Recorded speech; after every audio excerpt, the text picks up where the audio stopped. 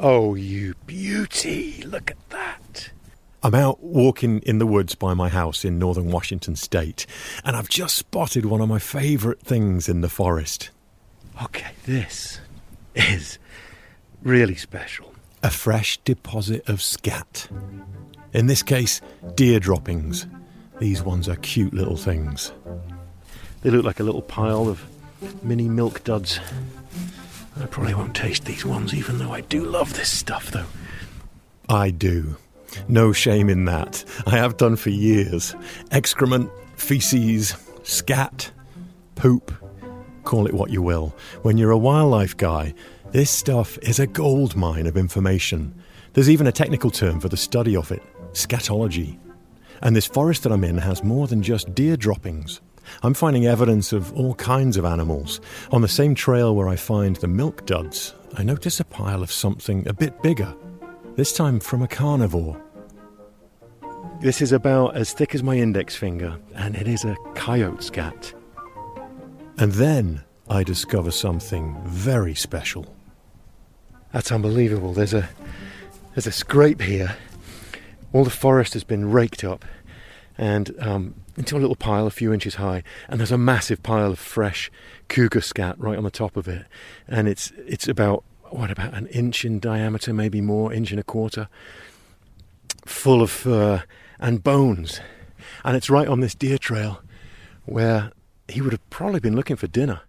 In the early days, scat science was pretty basic. In my work with bears, a pile of poo could tell me an animal was there, obviously, and sometimes what the animal had eaten. I have entire photo albums of bear scat, and every picture tells a story of what went in the other end. Blueberries, salmon bones, clam shells, and once even a hot dog label. But these days, there's a lot more to it. The study of scat has become a whole science. This is some serious well, you get it. Today, animal waste goes way beyond an interesting discovery on an afternoon hike or a few details about what an animal was eating. Wildlife biologists have come up with amazing ways to use scat in their research, and it's changing the way they do this work. One of the most beneficial aspects of working with non-invasive methods like scat is that, in fact, we are not capturing or directly harassing or handling or stressing the animals. Scat has the power to open doors of understanding and lets us get a peek into the health and lives of wildlife. Scat is the most accessible animal product in nature, and because so many products in the body are eliminated through scat, it provides this treasure trove of information about the animal's health, its reproductive status, the other environmental pressures that it's under, and there's really nothing else like it. There really is nothing else like it. Today, we'll take a look at 3 different ways biologists are using scat to understand and protect wildlife, including poop parties, a dog on a boat, and an international crime fighter. From KUOW in Seattle, I'm Chris Morgan. Welcome to the Wild.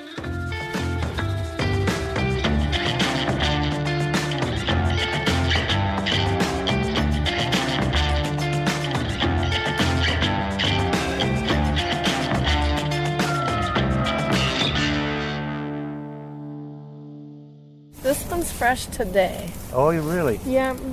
For our first case study in scat, I present to you the otter. So that was not there yesterday. Let's You have a can little see it's rummage around. moist In and that. Yeah, very it's a wet. very fishy one too. I'm on the banks of the Duwamish River near Seattle with biologist Michelle Weinstein. She's a field conservation associate with Woodland Park Zoo. Michelle has brought me to this otter latrine site, and I'm pretty excited.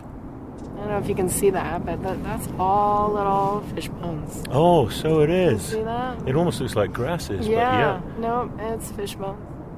You know, when you meet someone who has an interest in something quite unusual and you realise it's the same one you have, instant soulmates, that's kind of how I feel right now, being with Michelle.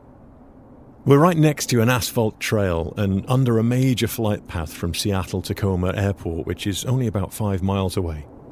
Michelle has been studying otter scat here for the past 3 years. The Duwamish River starts in the pristine Cascade Mountains before emptying out into Puget Sound through the heart of the industrial district of Seattle. A lot of her work is in the less lovely section of that, where the river weaves through some real nastiness. In fact, the last 5 miles of this river is one of the most polluted rivers in the country. For over a century, the river has been polluted by stormwater, waste, and industry.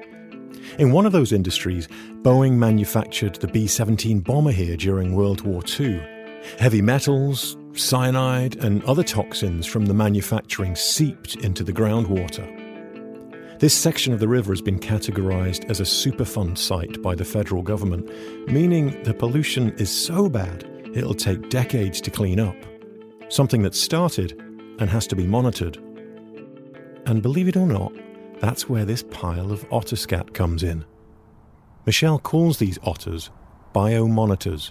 So a biomonitor is basically something like an organism that can monitor environmental health and conditions for us in a biological way. Michelle hopes to use otter scat to help monitor the level of contaminants in the Duwamish River. Otters are opportunistic eaters. They'll eat fish, crustaceans, birds, almost anything they can easily get a hold of.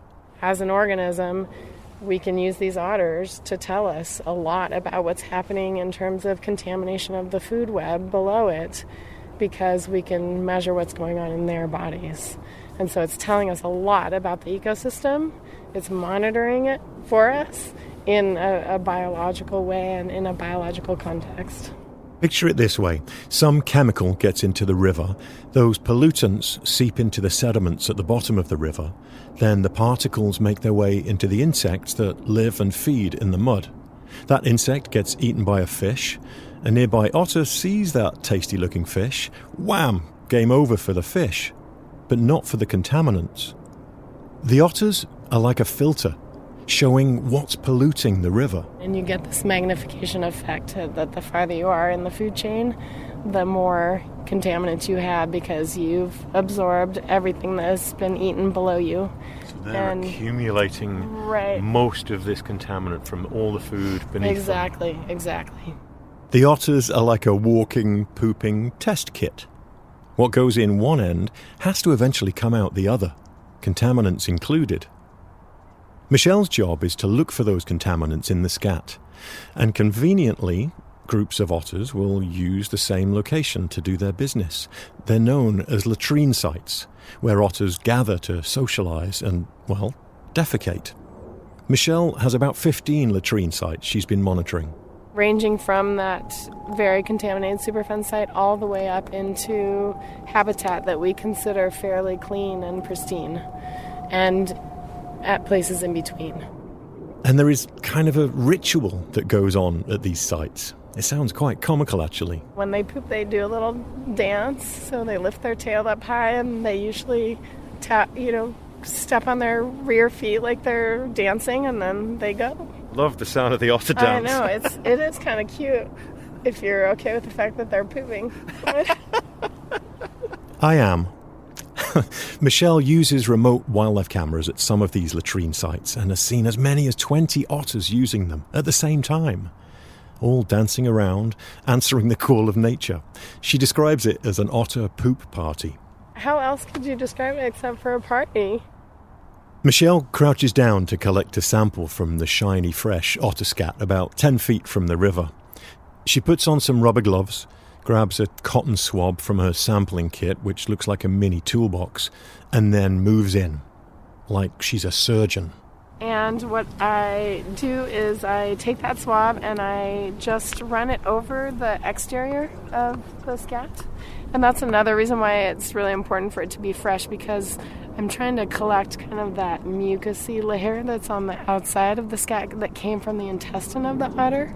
That's where most of the best samples can be found. And not surprisingly, the otters down in the Superfund site show much higher levels of pollutants than the otters further upriver. The cleanup will be slow, but the otters will be here to help monitor the trend. it's probably going to be about a 20-year process. Wow. And so we thought it was a great time to get a real empirical baseline for river otters as apex predators in the system, to know where they started in the very polluted system. Just as Michelle is talking, something unexpected happens. Oh my goodness, wait, come here, they might come up. Two otters run along the bank on the other side of the river, something she hardly ever sees. You're so insanely lucky. Oh my God. I will just poop with excitement if they poop on that riverbank. Oh my gosh. That was totally a show for you. Real. It's not just pollutants that can be found in scat. DNA hides there too, waiting to be revealed. And there's one man at the top of that game, Professor Sam Wasser. When my parents were alive, of course, they always used to brag about me, but then they would get to the poop part and they go, "Now, what are you doing again?" So Sam Wasser is the director of the Center for Conservation Biology at the University of Washington. His scat work began when he was doing his PhD on wild baboons in Tanzania. at that time, we had habituated baboons we were walking with daily, so when they pooped, you could just see that. You're just right there, and we knew who it came from. These droppings provided a lot of good information on the health of the baboons, a whole slew of things. Stress hormones, reproductive hormones, nutrition hormones, toxins, all tied to genetics and, food availability, what they're eating. And all of that you can get from scat now, and being able to do that over these large scales when you're trying to look at the impacts of humans on wildlife is really a powerful, powerful tool. While working with the baboons, Sam would see elephants in the field. It made him wonder, what if he could apply these baboon scat methods to understanding the health of African elephants, and maybe even help them? But there you have a challenge, because if you don't see the animal poop, then you don't know who it came from. And I realized that if we could get DNA out of the samples, that would change everything. So Sam did just that. In 1997, he was on the forefront of something that was to shake up what was possible with scat science. A new method to extract DNA from scat. All the cells in the body have the same DNA, and because the cells in the intestines are largely having to replenish themselves because they're working so hard to digest food, that means that we have huge numbers of cells with DNA in fecal samples, about 10 million cells per gram. This was a game changer. Now, scientists could identify and monitor not just species, but individual animals, just by analyzing their waste. Sam was going to get his chance to study elephant poop. He just had to find some. Not exactly difficult when it comes to elephants. A poop sample may weigh as much as 25 pounds, so easy to find. Sam and his colleagues set about partnering with other universities and local governments and wildlife rangers in Africa to help collect elephant dung. And so we gradually built support, and we collected samples across the entire continent of Africa, which was no small challenge given that you can put 5 United States in Africa. They now have over 3,000 poop samples from savanna elephants and forest elephants. And we realized that we could map the whole continent of Africa. Sam's referring to a DNA map of the elephants in Africa. From it, he can identify individual animals in a family and knows which region that elephant lives in. This is where Sam Wasser turns from a university biology professor to an Indiana Jones-like international crime fighter. Well, actually, right now, I kind of work for U.S. Homeland Security investigations. We'll get into that right after the break.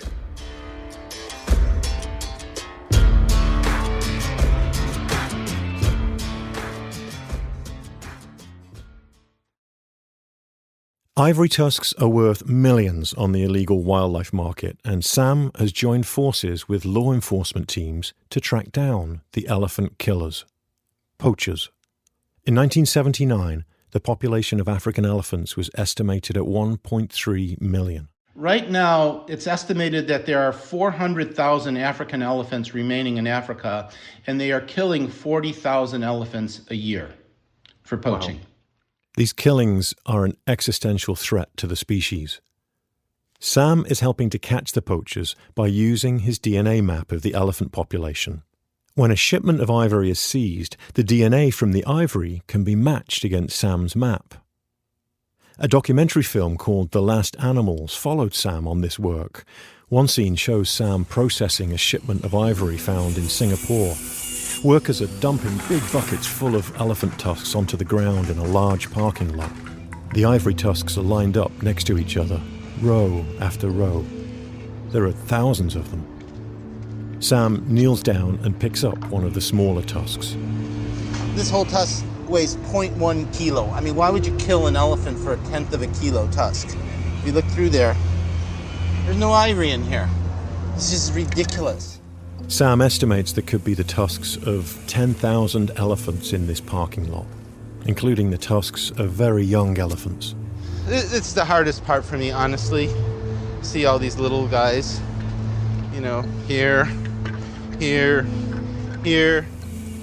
When a shipment of elephant tusks like this is confiscated, Sam takes samples so that he can extract DNA from the ivory. Then he matches it against his scat DNA population map, and that way he can identify where the elephant was poached. We can get it to within 180 miles of where the elephant actually came from. Now, 180 miles might seem like a lot, but when you consider the size of Africa, that's pretty high precision. So we can tell the species, we can tell if it's forest or savanna elephants, and then we can tell what protected area it actually came from. Officials can then trace back from the port, like the shipment confiscated in Singapore, to where the shipment came from in Africa. Looks like a lot of these were bagged in Mombasa. You can see here, Mombasa, Kenya. Here's another from Dar es Salaam. Knowing the origins of the poached animals helps investigators narrow down to the potential smugglers. And before we knew it, we were able to pull out the 3 biggest ivory cartels exporting ivory out of Africa. Wow. We've been doing this since 2004, and we've analyzed over 70 large ivory seizures that weigh anywhere from 0.5 ton to 9 tons of ivory, single shipments.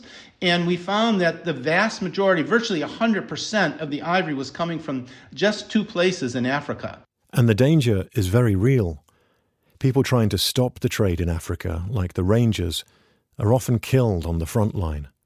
In the last 10 years alone, around 1,000 of them have lost their lives. I got to ask you, do you feel safe doing this work? For the most part, yes, but sometimes I get nervous.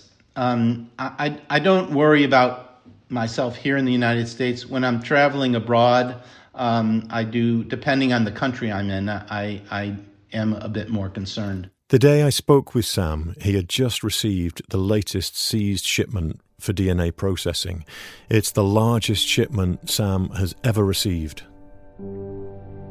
It was 9 tons of ivory, so it's a very, very important shipment, and it is connected to a number of other seizures that have been made that we've already investigated. So this one we expect to really match to a huge number of other seizures and really, really connect a much larger criminal network that we have been tracking for the past few years now, and hopefully are going to bring down very soon. And to think, all this work is possible because of the DNA information Sam was able to unlock in elephant dung. Makes you look differently at a pile of poop, doesn't it?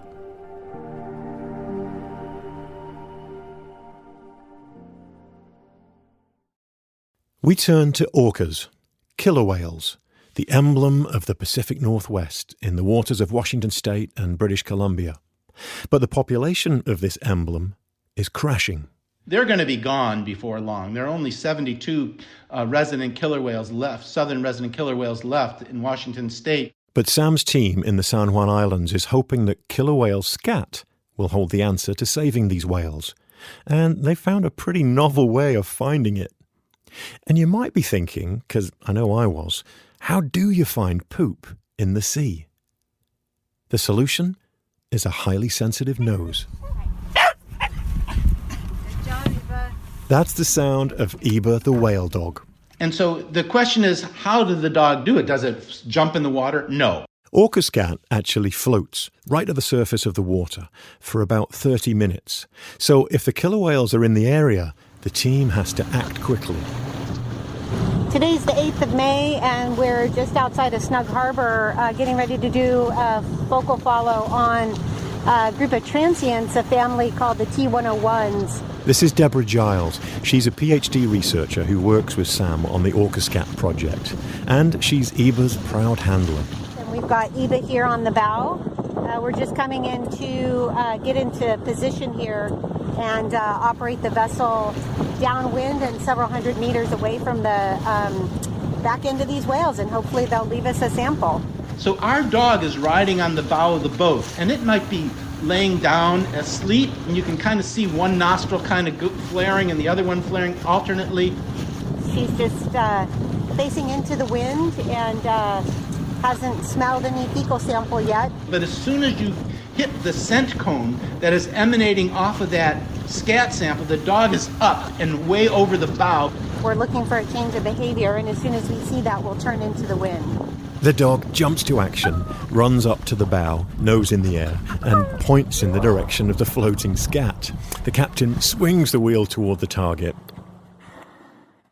cruises up alongside, and a researcher is ready with a cup on the end of a long pole. And essentially, you just go to the scat, you put it slightly under the water, just like you do with a cup when you're playing in the tub as a little kid, and you put it under the water and the water rushes in. You get it right in front of the sample, you get it under the water, just a little bit, and the water just floods in with the poop. And all the dog asks for in return as a reward for a job well done? A bit of ball time. Get it, Eba, get it. Good job. And Eba really loves ball time. Good girl. Interestingly, the COVID-19 pandemic has opened up a rare opportunity for Giles and Eba.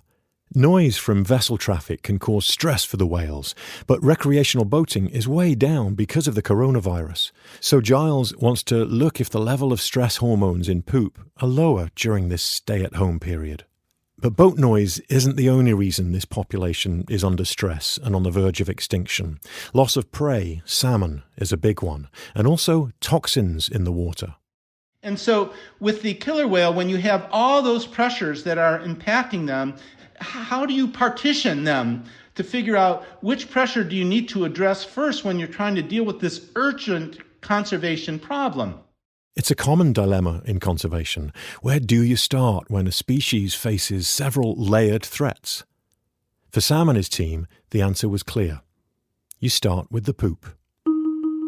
In addition to toxins and DNA, the orca scat also reveals information about diet and nutrition levels. You can see how they're trending over time and declining. And then we measure nutritional hormones in those samples so we can see whether the animals are starving or not. Aside from the obvious problems with starvation from lack of salmon, one of the biggest impacts to the health of the pod is on reproduction. There have been consistently about 30 female whales in the population. They give birth about every 5 years or so, so they should have about 6 births in each year for the whole population.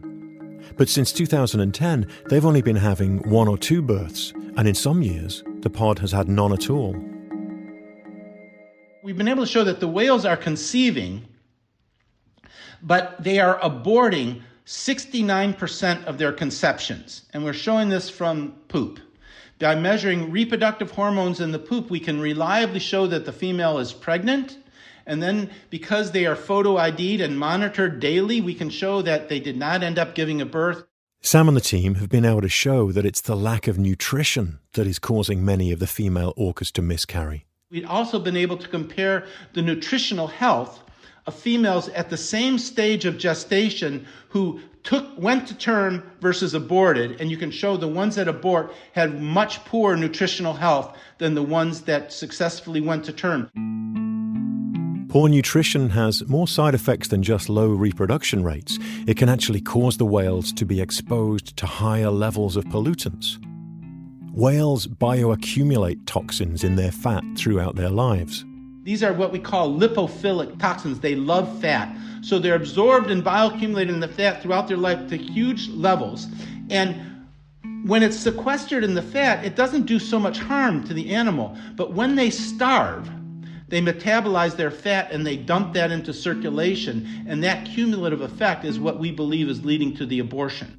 It's a cruel double punch. Starvation leads to toxins being released from their own fat, which just makes the whales even more sick.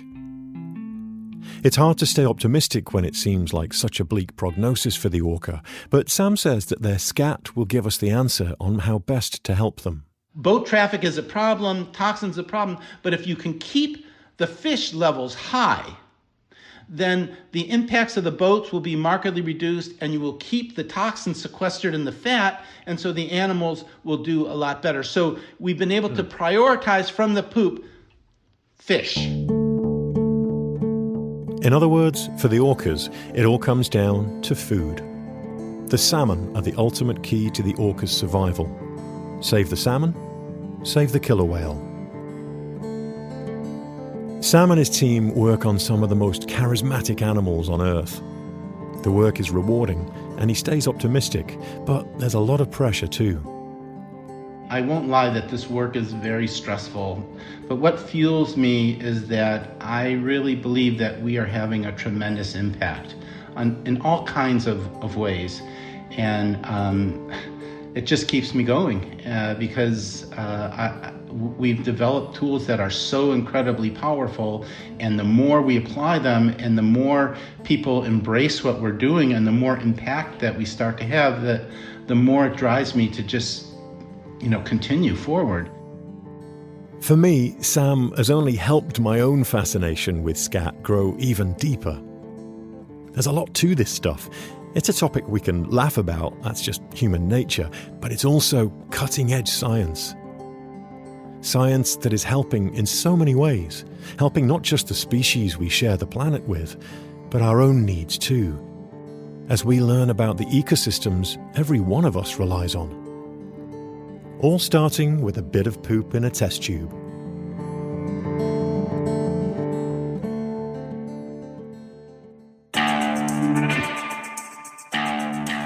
We've got some great photos and videos of Eba the whale dog on our Instagram. You can check them out at The Wild Pod. I want to give a special thanks to Kate Brooks for letting us use clips from her documentary, The Last Animals. There's a link in the show notes if you'd like to watch the film. I'd also like to remember the thousands of rangers across Africa who have given their lives protecting the animals they love. The Wild is inspired not just by nature, but by people who work in it, love it, protect it. We have more information on our website, thewildpod.org. The Wild is a production of KUOW in Seattle in partnership with my work at the Uproar Fund. Our producer is Matt Martin. Jim Gates is our editor. Our production team includes David Brown, Juan Pablo Chiquiza, April Craig, Dyer Oxley, Tio Popescu, Mariah Powell, Brendan Sweeney, and Jeannie Yandel. Our theme music is by Michael Parker. I'm your host, Chris Morgan. Thanks for listening.